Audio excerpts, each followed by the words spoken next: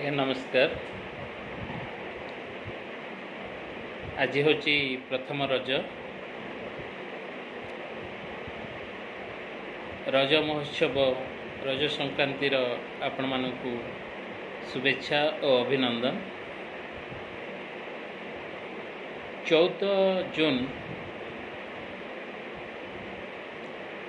ଆପଣମାନେ ଜାଣିଥିବେ ବିଶ୍ୱ ରକ୍ତ ଦାତାଙ୍କ ଦିବସ, ୱାର୍ଲଡ ବ୍ଲଡ଼ ଡୋନର୍ସ ଡେ। ଆମମାନଙ୍କ ଭିତରେ ଏମିତି କିଛି ରୋଗ ଅଛି ଯେମିତିକି ସିକିଲିଂ, ଥାଲାସେମିଆ। ଏହି ଲୋକମାନଙ୍କୁ ଜୀବନ ସାରା ରକ୍ତ ଦରକାର ପଡ଼େ। ଆଉ କିଛି ପରିସ୍ଥିତି ଏମିତି ଅଛି ଯେପରିକି ଆକ୍ସିଡେଣ୍ଟ ହେଉ, ଗର୍ଭବତୀ ମହିଳାମାନଙ୍କ ପାଇଁ ହେଉ, ସବୁବେଳେ କାହାକୁ ନା କାହାକୁ ରକ୍ତ ଦରକାର ପଡ଼େ।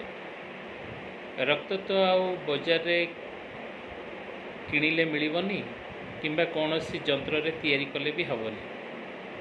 ଏଇଟା ଗୋଟେ ଈଶ୍ୱର ଦତ୍ତ। ସମସ୍ତଙ୍କ ଦେହରେ ରକ୍ତ ଅଛି।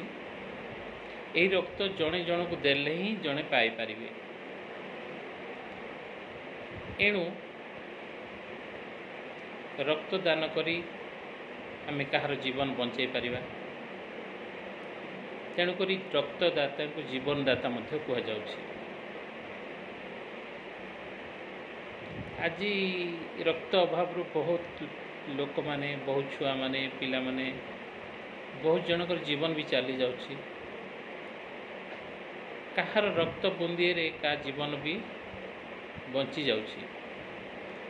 ଏଣୁକରି ଆଜି ଯେଉଁ ଏ ରକ୍ତଦାତା ଦିବସ ପାଳନ ହେଉଛି, ଏଣୁକରି ଏହି ରକ୍ତଦାତା ଦିବସରେ ଆପଣଙ୍କର ନିକଟସ୍ଥ ରକ୍ତ ଭଣ୍ଡାରକୁ ଯାଇ କିମ୍ବା କୌଣସି ଜାଗାରେ ଯଦି ବ୍ଲଡ଼ ଡୋନେସନ୍ କ୍ୟାମ୍ପ ଅର୍ଗାନାଇଜ୍ ହେଉଛି, ସେଠାକୁ ଯାଇ ରକ୍ତଦାନ କରନ୍ତୁ। ରକ୍ତଦାନ ଜୀବନ ଦାନ। ଆପଣଙ୍କର ମୁନ୍ଦିଏ ରକ୍ତରେ କାହାର ଜୀବନ ବଞ୍ଚିଯିବ।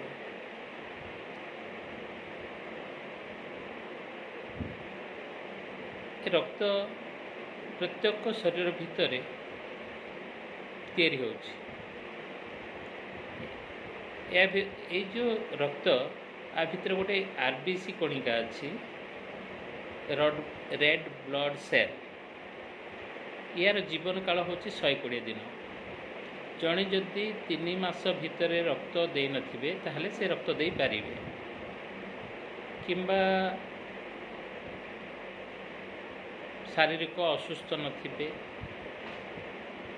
18 ବର୍ଷରୁ 60 ବର୍ଷ ଭିତରେ ହେଇଥିବେ, ଓଜନ ନର୍ମାଲ ଥିବ, କୌଣସି ଦୁରାରୋଗ୍ୟ ନଥିବ, ଡାଇବେଟିସ୍ ଗୋଟେ ରୋଗ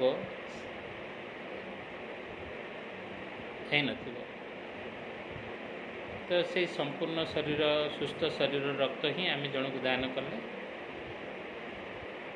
କାହାର ଜୀବନ ରକ୍ଷା ହେଇଯିବ। ଏଣୁ ସମସ୍ତଙ୍କୁ ମୋର ବିନମ୍ର ଅନୁରୋଧ, ରକ୍ତ ଦାନ କରିକି ଜୀବନ ବଞ୍ଚାନ୍ତୁ।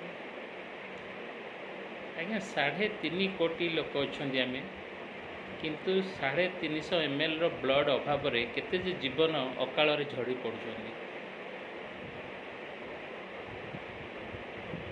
ତେଣୁକରି ମୋର ରିକ୍ୱେଷ୍ଟ ରହିବ ସମସ୍ତଙ୍କୁ, ଏହି ବିଶ୍ୱ ରକ୍ତଦାତା ଦିବସରେ ରକ୍ତଦାନ କରି ମହାପୁଣ୍ୟ ଅର୍ଜନ କରନ୍ତୁ। ଜୟ ଜଗନ୍ନାଥ।